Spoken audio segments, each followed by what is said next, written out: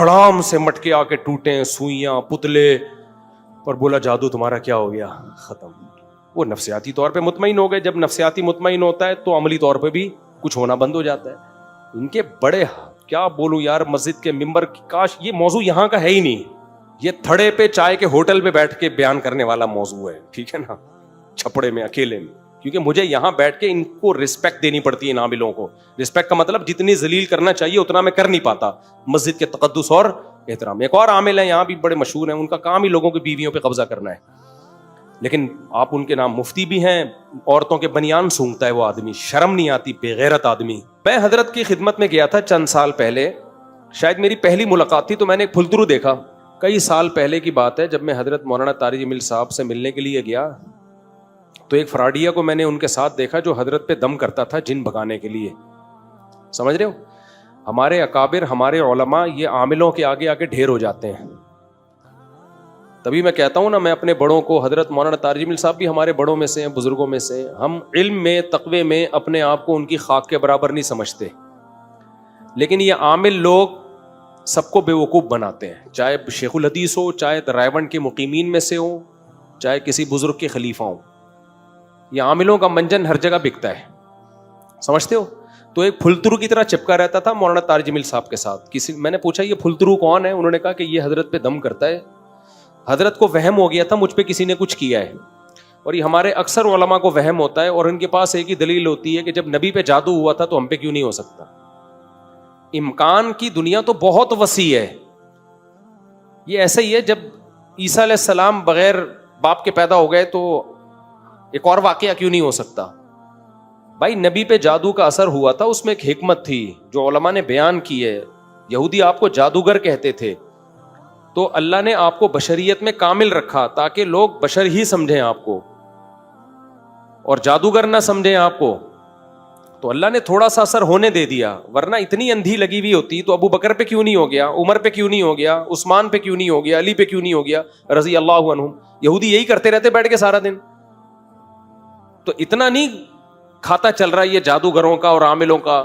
ویسے بھی یاد رکھو, مشہور لوگوں پہ نظر لگنے کا امکان بھی تقریباً ختم ہو جاتا ہے, اور جن چڑیل بھوت کے اثرات بھی ان پہ ختم ہو جاتے ہیں. تقریباً ناممکنات میں سے ہے کہ کسی مشہور آدمی پہ جن چڑھے یا جادو کا اثر ہو. بادشاہوں پہ نہیں ہوتا. فرعون کے خلاف ہزاروں جادوگر, موسیٰ علیہ السلام کے خلاف ہزاروں جادوگر تھے. جب فرعون نے دھمکی دی ہے میں تمہیں ہاتھ پاؤں کاٹ کے قتل کر دوں گا, تو جادوگر یوں کر کے سانپ ادھر کا رخ کرتے اور سارے فرعون پہ بھیج دیتے وہ جادو. نہیں آئی میرا خیال ہے بات. وہ ساری رسیاں جو ابھی موسیٰ کے مقابلے میں پھینکی وہ کہاں پھینک دیتے کہ تو کاٹ کے تو دیکھ ہمارے ہاتھ پاؤں. بھائی ایک ماحول بنانا پڑتا ہے ان کو. یخیل الیہ من سحرہم انہا تسعی, انہوں نے مسمرزم کیا جس سے ان کو ایسا لگا کہ رسیاں ہیں, یہ لاٹھی سانپ ہے, حقیقت میں وہ سانپ نہیں بنی تھی. تو ہمارے بڑے بڑے اکابر اس میں بہت پھسل جاتے ہیں. میرے شیخ حضرت مفتی رشید احمد صاحب اس پہ بہت بولا کرتے تھے, اور میں نے تو زندگی گزاری ہے ان عاملوں کو جتنا میں جانتا ہوں. یہ سارے ان کے چہروں کی رونق پہ مت جایا کرو. یہ وہی ناٹک ہے جو میں بھی بتا نہیں رہا تھا. کچھ لوگ غریبوں والا ڈریس پہن کے گھوم رہے ہوتے ہیں, ایسا لگتا ہے غریب کے بچے ہیں. الو کے پٹھو, تم تمیز سے, جو تمہیں اللہ نے جتنا مال دیا اس حساب سے لباس پہنو نا. کیوں ناٹک کرتے ہو, پٹپٹیوں پہ گھوم رہے ہوتے ہو تم ایسے غریب چہرے سے, لگتا ہے جیسے دل چاہتا ہے سکن. نارمل لائف کیوں نہیں گزارتے؟ تو اب ہمارے علماء کو دماغی کام بہت ہوتے ہیں ان کے, خوب سمجھ لو. پھر اللہ کا خوف بھی ہوتا ہے, تہجد بھی ہوتی ہے, اس سے تھکاوٹ ہوتی ہے, پریشانی ہوتی ہے, نیندیں اڑتی ہیں راتوں کی. فوراً دماغ میں کوئی پھلترو آ کے بول دیتا ہے کہ آپ پہ جادو ہوا ہے, میں اتاروں گا. وہ دم بم کرتا ہے, نفسیاتی ایک اثر ہو جاتا ہے انسان کے, ہے ان قوت انفعالیہ ہوتی ہے انسان میں. وہ سمجھتے ہیں یہ پہنچا ہوا ہے. پھر ان کی باتیں نہ سر نہ پیر, ان عاملوں کی. وہ ایسی الٹی اوٹ پٹانگ باتیں کرتے ہیں, ہمارے اکابر سمجھتے ہیں کہ پہنچا ہوا نہیں ہے, بلکہ کو بہت ہی زیادہ پہنچا ہوا ہے کہ ہماری بھی سمجھ میں نہیں آ رہا کیا کہہ رہا ہے, یہ اتنا پہنچا ہوا ہے. تو میں حضرت کی خدمت میں گیا تھا چند سال پہلے, شاید میری پہلی ملاقات تھی, تو میں نے ایک پھلترو دیکھا. دوبارہ گیا تو بھی بعد میں پتا چلا پھلترو ہے, پہلی دفعہ میں تھوڑی پتا چلتا ہے. پہلی دفعہ میں تو ہوتا شاید ویسے ہی بیٹھا ہو. پھر ویڈیو میں دیکھا چپکا ہوا جا رہا ہے. میں نے کہا یہ ہے کون؟ کسی نے بتایا حضرت کا جن اتارتا ہے. میں نے ان کے اسسٹنٹ کو, شاگرد تھا کوئی, میں نے کہا حضرت کو پیغام پہنچا دو, خدا کے لیے اس پھلترو کو ہٹائیں, یہ آپ پہ کوئی جن نہیں ہے, کوئی چڑیل, کوئی بھوت نہیں ہے. آپ اتنے بڑے آدمی ہو, تو یہ ہٹائیں اپنے آپ سے. لیکن حضرت کو تھا کہ شاید کوئی پہنچا ہوا. اس پھلترو نے اتنا کیش کرایا ہے مولانا طارق جمیل صاحب کو. اب تو چونکہ بات لیک آؤٹ ہو گئی ہے نا, نعیم بٹ صاحب نے کر دی ہے لیک آؤٹ, تو پھلترو کو چاہیے اب الجھے نعیم بٹ صاحب سے. انہوں نے لیک کر دیا, اللہ کا بڑا فضل ہے, بہادری والا کام خاندانی کر دیا. میں نام نہیں لینا چاہتا تھا کہ اسپیسیفک لوگوں کا نام لے کے ان کی بات کرنا بلا وجہ کی دشمنی ہے. کوئی ایک پھلترو ہو تو آدمی نام بھی لینا. یہ سب پھلترو ہی ہوتے ہیں, بڑے مشہور لوگوں کے ساتھ چپکتے ہیں. یہ ان کے چپل یہ اتاریں گے, بوٹ یہ پالش کریں گے, مالشیں کریں گے, اور حضرت جی. حضرتوں کو پتہ ہی نہیں. ہمارے ساتھ بہت فراڈ ہوئے ہیں ایسے. عاملوں کو تو میں لفٹ ہی نہیں کراتا نا, دوسرے قسم کے فراڈ ہوئے ہیں پیسوں کے معاملات میں. ہمارے نام کو کیش کرا کے چندہ لینا شروع کر دیا, اس طرح کے ہمارے ساتھ ہوتے ہیں.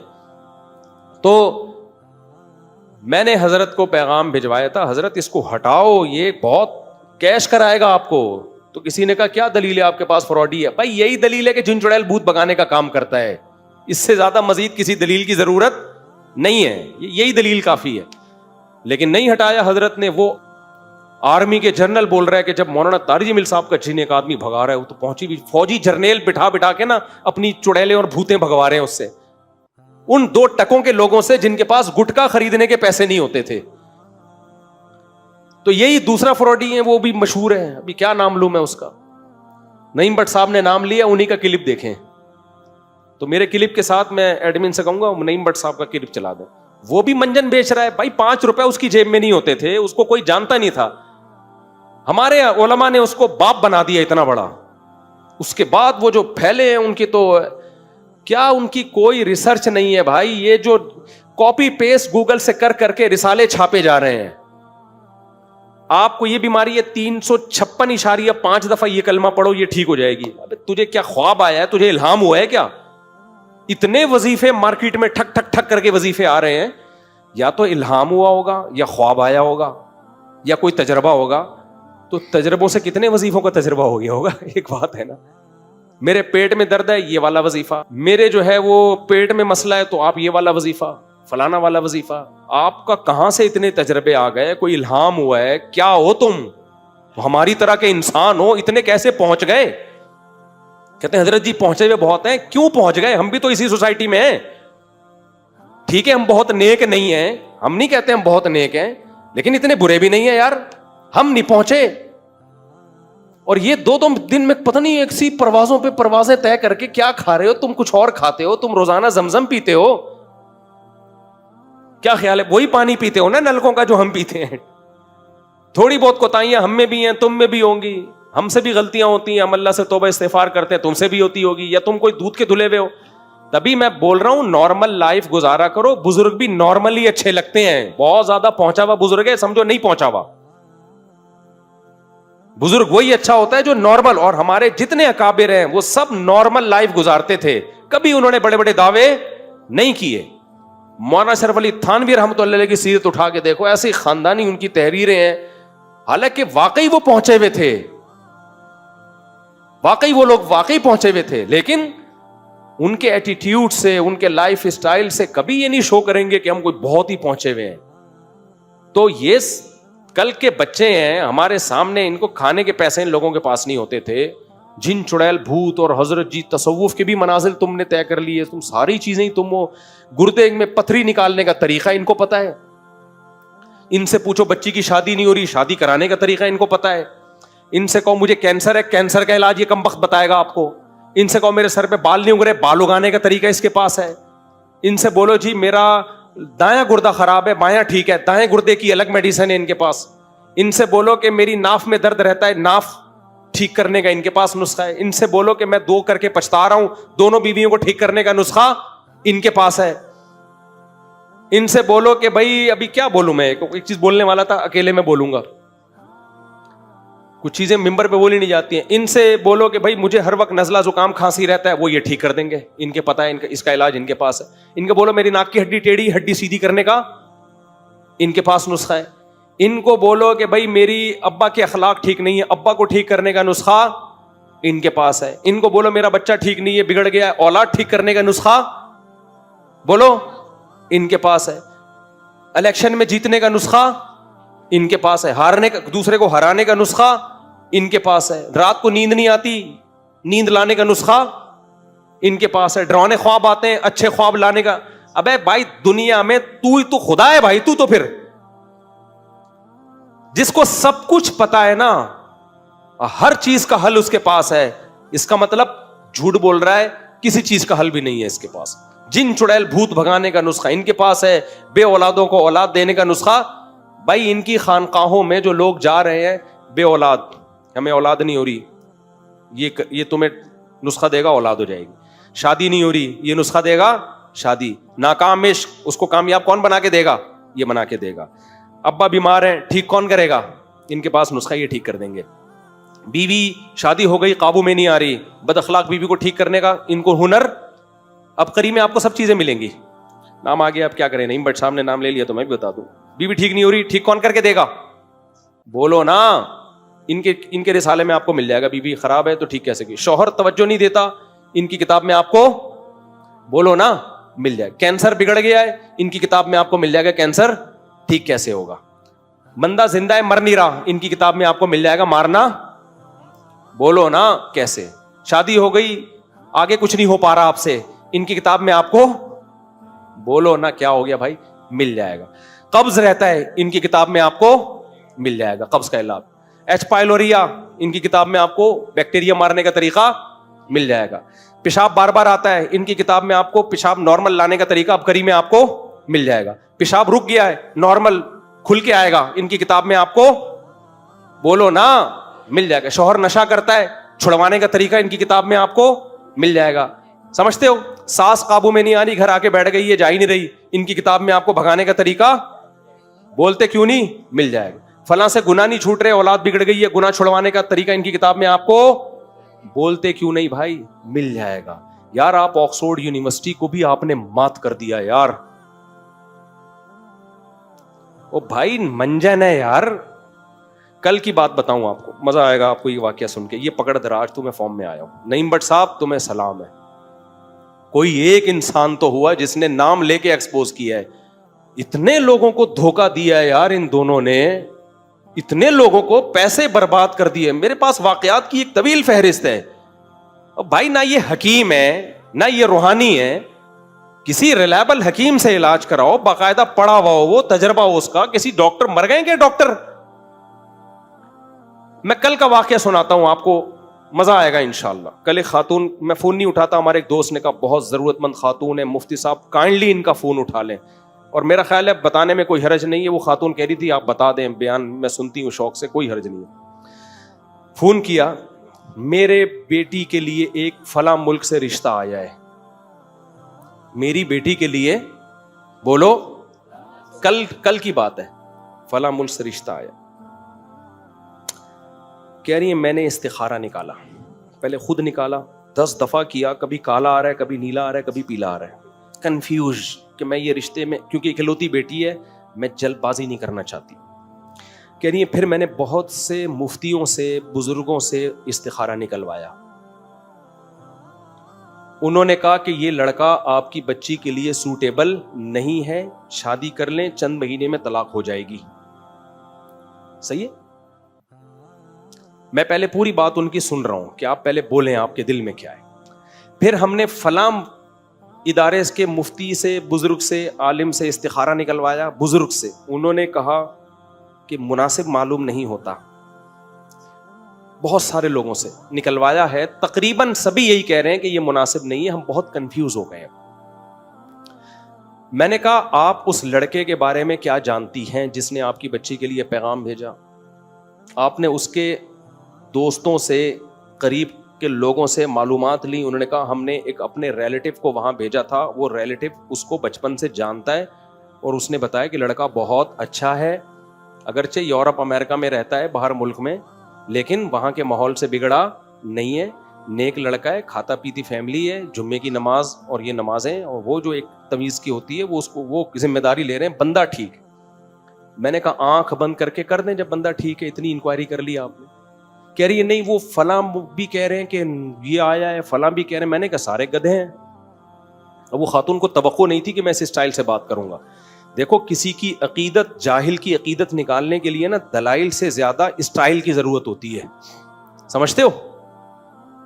جاہلوں کی عقیدت دل سے نکالنے کے لیے دلائل سے زیادہ اسٹائل مؤثر ہوتا ہے. جیسے کوئی کسی کی عقیدت جاہل، کوئی شرابی زانی کی عقیدت دل میں لے کے بیٹھا ہو تو آپ کیا بولے فراڈی ہے فراڈی، تاکہ اس کے دل سے دھچکے لگے اس پہ جا کے، اس کو دماغ میں جو یہ بزرگی کانسیپٹ ہے نا یہ نکلے. تو میں نے کہا گدھے ہیں سارے ایک نمبر کے. میں نے کہا ان کمبختوں کی اپنی بیٹی کا اتنا اچھا رشتہ آتا نا، ایک بھی استخارہ نہیں نکلواتا، فوراً ہاں کرتا. دوسرے کی بچی کا ان کو غم نہیں ہے.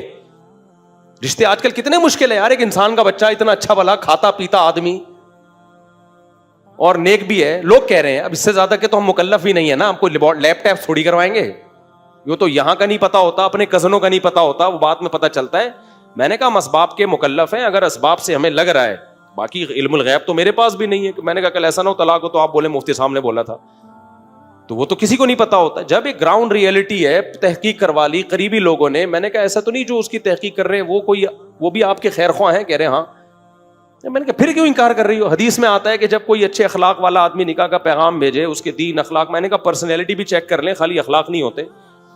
تو وہ آپ کی بچی سے میچ کر رہی ہے نہیں کر رہی پرسنالٹی؟ انہوں نے کہا سب سیٹ ہے، روکے کرو. نہیں میرے بھی کالا آیا تھا، اس کے بھی نیلا آیا، اس کا بھی پیلا آیا، اس کا بھی گلابی. میں نے کہا ان کو تم نہیں کہہ سکتے تھے کہ بیچاری مسئلہ پوچھ رہی. میں نے کہا جتنے لوگوں نے استخارہ نکال کے آپ کو بتایا سارے کیا ہیں؟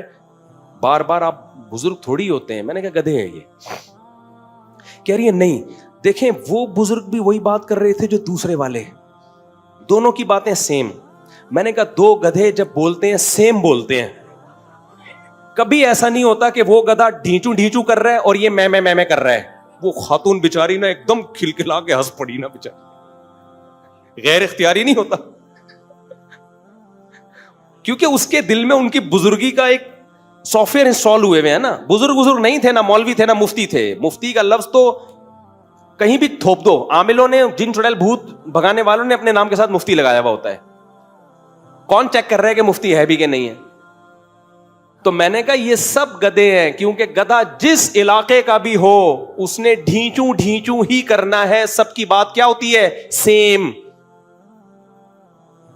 تو میں نے کہا بھائی بندہ سمجھ میں آ رہا ہے استخارے کا یہ مطلب ہی نہیں ہے نیلا کالا پیلا گلابی گلاب جامن اور لڈو نکلے آپ کو خواب میں. استخارہ تو دعا ہے. جس نبی نے استخارے کی دعا کا حکم دیا، دعا تو قبول ہوتی ہے نا، نظر تھوڑی آتا ہے دعا میں، کچھ مشورہ تھوڑی ہے اللہ سے. یہ جس نبی نے استخارے کا کہا، اسی نبی نے یہ بھی تو کہا ہے کہ جب کوئی اچھا آدمی نکاح کا پیغام بھیجے تو ہاں کیا کرو. یہ تھوڑی کہا کہ استخارہ نکال کے نہ کر دو اس کو. میں نے کہا ان کی اپنی بیٹیاں نہیں ہیں اس لیے ان کو فکر نہیں ہے. اپنی بیٹی ہوتی میں نے کہا یہ سارے کوئی نہیں نیلا پیلا نکالتا. کہتے ہیں یورپ کا رشتہ آیا ہے بیٹا، صحیح ہے نا، باہر ہے بندہ اسٹیبل ہے. کراچی میں کیا پتا آج رشتہ ہے کل ڈاکو مار کے بچی کو بیوہ کر دیں. یہاں تو کوئی بھروسہ ہی نہیں ہے. یورپ والے لوگ یہاں آتے ہیں بیویوں کو بیوہ کر کے جاتے ہیں بیچارے. تو یہاں کے حالات ایسے چل رہے ہیں. میں نے کہا بہترین. ہاں اب آگے کہ وہ کس ماحول میں رہتا ہے، وہاں اسلامی سوسائٹی میں مسلمان جہاں زیادہ ہوں تو وہاں تربیت کا ہوتی ہے، لیکن جہاں مسلم کمیونٹی کم ہے وہاں تربیت آگے اولاد کی بڑی. وہ اس پہلو پہ غور کر لیں. تو سمجھ رہے ہو کہ نہیں سمجھ رہے ہو؟ تو بھائی یہ مذہب کا بہت غلط استعمال ہو رہا ہے. تو میں نے حضرت کو پیغام بھجوایا تھا لیکن پتہ نہیں کسی نے دیا کہ نہیں دیا. میں نے کہا یہ جو پھل ترو آپ کے ساتھ چپکا ہوا ہے نا، یہ جن چڑیل بھوت بھگانے کے لیے یہ خود ہی بھوت کی طرح چپکا ہوا ہے، اس کو بھگاؤ یہاں سے. پتہ نہیں حضرت کو کسی نے پیغام دیا یا نہیں دیا، رہ گیا. یہ مٹکے وٹکے توڑنا، سوئیاں نکلنا، یہ سب دماغ کا کھیل ہوتا ہے. سمجھ رہے ہو؟ یہ سب دماغ کو کیپچر کرتے ہیں. یخیل الیہ من سحرہم انہا تسعی. قرآن کہتا ہے جادوگروں نے جو لاٹھیاں ڈالی تو مسمرزم کیا، سامنے والے کے دماغوں کو کیپچر کیا، جس سے یہ لگا کہ یہ لاٹھیاں سانپ ہیں. حقیقت میں وہ سانپ نہیں تھیں. جب یہ عامل لوگ مٹکے توڑتے ہیں، اس میں سے سوئیاں نکالتے ہیں اور یہ انڈے گندے سڑے ہوئے نکلتے ہیں اور لگتا ہے جادو ٹوٹ گیا. کچھ بھی نہیں ٹوٹ رہا ہوتا. یا تو کوئی بندہ چھپا کے بٹھایا ہوا ہوتا ہے مٹکا پھینکنے کے لیے.